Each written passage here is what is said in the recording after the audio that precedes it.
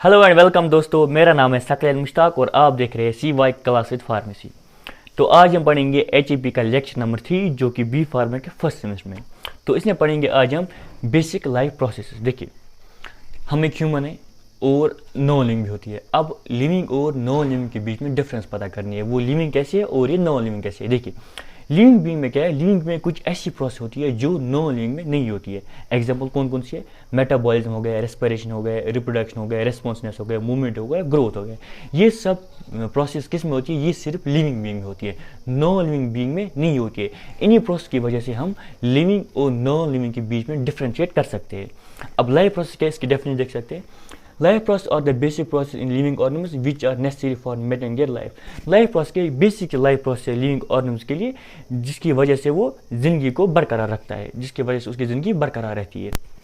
ठीक है, तो इसमें क्या क्या आता है अभी मैंने बता दिया। मेटाबॉलिज्म, सबसे पहले हम देखेंगे मेटाबॉलिज्म। देखिए, मेटाबॉलिज्म क्या हो गया?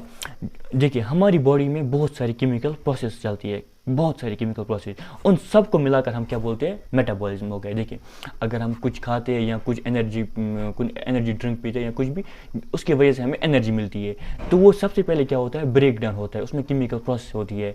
तो जब वो प्रोसेस होती है तो उससे हम कहते हैं, क्या बोलते हैं? मेटाबॉलिज्म। देखिए, इसकी दो टाइप्स है, एक तो कैटाबॉलिज्म है, एक एनाबॉलिज्म है। देखिए, कैटाबॉलिज्म क्या हो गया? देखिए, जब एक कम्प्लेक्स केमिकल सब्सटेंस क्या होता है? ब्रेक डाउन होता है, किसमें? सिंपलर कंपोनेंट में, उसे कहते हैं कैटाबॉलिज्म। एग्जांपल, जब एक प्रोटीन का डाइजेशन होता है, प्रोटीन का ब्रेक डाउन होता है, किसमें? अमाइनो एसिड्स में, उसे कहते हैं कैटाबॉलिज्म। उसके बाद क्या है? एनाबॉलिज्म। जब एक कम्प्लेक्स केमिकल सब्सटेंस बनता है, किसकी वजह से? स्मॉलर और सिंपलर कंपोनेंट से। जब एक स्मॉलर और सिंपल कंपोनेंट से एक केमिकल सब्सटेंस बनता है जो कम्प्लेक्स हो, तो उसे कहते हैं एनाबॉलिज्म। जैसे कि यूज़ ऑफ एमिनो एसिड, जब हम एमिनो एसिड का यूज़ करते हैं ताकि बिल्ड कर सके एक नया प्रोटीन, किसके लिए? बॉडी के लिए। देखिए, एग्जाम्पल भी है। देखिए, आप मान लीजिए आपके पास एक पत्थर है, जब हमने उसे ब्रेक डाउन किया छोटे छोटे पत्थरों में, तो उसका क्या हो गया? कैटाबॉलिज्म हो गया। जब ये छोटे छोटे पत्थर मिलते हैं ना, जब ये छोटे छोटे पत्थर मिलते तो एक बड़ा सा पत्थर बनाते हैं, उसे कहते हैं एनाबॉलिज्म। ठीक है।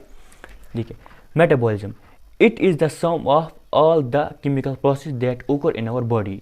It is of two types, दो तरह की होती है।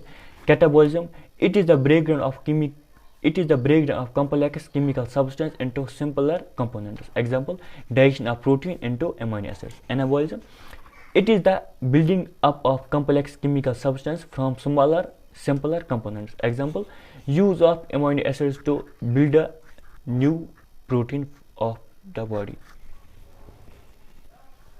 उसके बाद क्या है? रेस्पिरेशन। देखिए, रेस्पिरेशन क्या है? ये एक प्रोसेस है लिविंग बीइंग में, जिसकी वजह से एक लिविंग बीइंग ऑब्टेन क्या करता है? एनर्जी को ऑब्टेन करता है। किसके फॉर्म में? In the form of ATP, यानी कि adenosine triphosphate.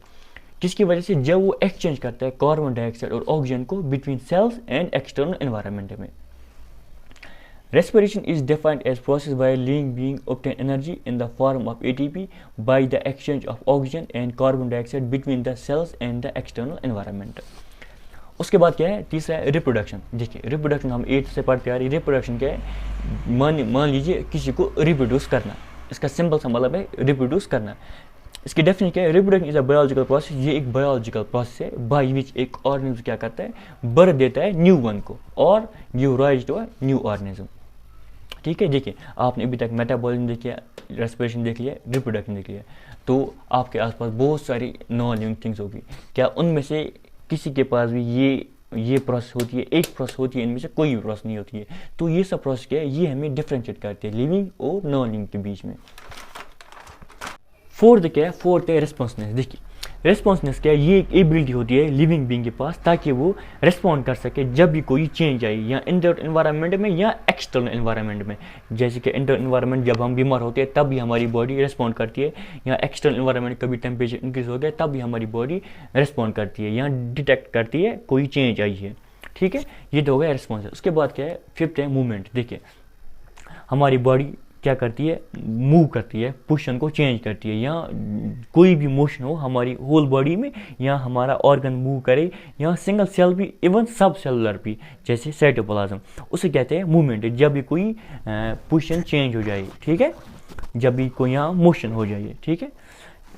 It includes motion of whole body. Example, मान लीजिए होल बॉडी का वॉकिंग, जब हम चलते तो इंडिविजुअल ऑर्गन जैसे कि मूविंग आर्म, जब हम अपनी आर्म को ऊपर या नीचे लेते हैं तो क्या होता है, ऑर्गन भी मूव करता है। सिंगल सेल जैसे कि मूवमेंट ऑफ WBC से। उसके बाद एंड इवन सब सेलुलर स्ट्रक्चर लाइक साइटोप्लाज्म, देखिए सेल में क्या होता है, साइटोप्लाज्म, वो भी क्या करता है, मूव करता है।